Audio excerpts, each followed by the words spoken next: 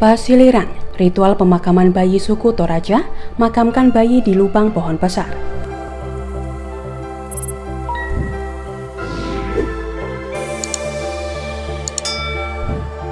Masyarakat suku Toraja terkenal karena tradisi pemakamannya yang unik, mulai dari upacara adat yang megah hingga tempat khusus untuk memakamkan jenazah.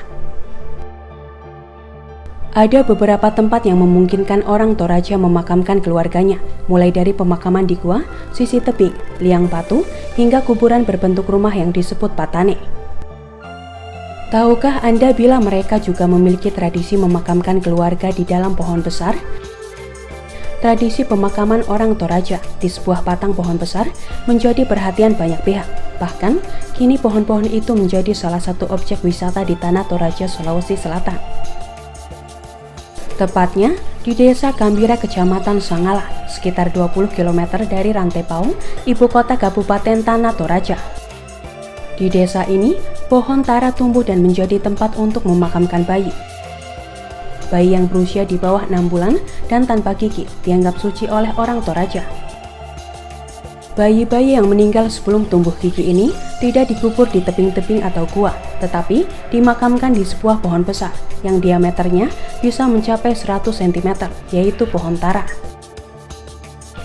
Maka, jika bayi orang Toraja meninggal sebelum mencapai usia 6 bulan, mereka dibungkus dengan daun enau dan dikubur di dalam lubang pohon tara. Tradisi menguburkan di dalam pohon tara ini melambangkan kembalinya bayi ke dalam rahim sang ibu.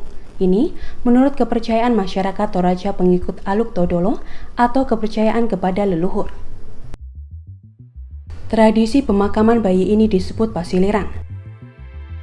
Pohon tara menjadi pilihan tidak hanya karena ukurannya yang besar, tetapi juga memiliki getah berlimpah. Getah ini dipercaya masyarakat Toraja bisa menggantikan air susu ibu untuk bayi yang sudah meninggal. Jika bayi yang meninggal itu sudah tumbuh gigi, maka dia akan dimakamkan di batu dengan dibungkus pakaian putih tanpa peti mati, begitu juga dengan janin akibat keguguran. Lubang di pohon tara untuk menaruh jenazah bayi dibuat sedemikian rupa, menyerupai dengan rahim. Lalu, bayi diletakkan di pohon tanpa dibungkus sehelai kain pun, dengan posisi meringkuk, setelah itu lubang ditutup dengan ijuk pohon enau. Lubang yang dibuat di pohon juga mempertimbangkan arah tempat tinggal keluarga, biasanya akan menghadap rumah keluarga si bayi. Meskipun sudah dilubangi, namun pohon tara tetap bisa tumbuh dengan baik dan lubang tempat memakamkan bayi itu akan menutup dengan sendirinya setelah 20 tahun.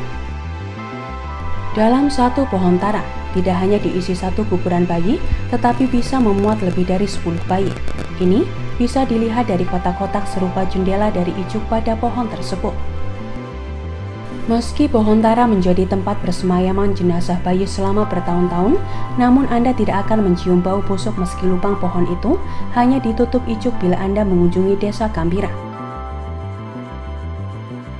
Pohon tara yang besar itu tak akan pernah kehabisan tempat menjadi kuburan baru untuk bayi, membuat masyarakat Toraja tak perlu kesulitan untuk memakamkan bayi mereka. Masyarakat Toraja percaya bahwa bayi yang telah meninggal itu kembali tumbuh dan besar seiring tumbuhnya pohon tara, yang tidak boleh ditebang karena dianggap memutus kelanjutan hidup sang bayi. Uniknya lagi, posisi lubang kuburan juga menentukan kasta keluarga sang bayi. Semakin tinggi kastanya dalam masyarakat, maka lubang kuburan di batang pohon pun semakin tinggi.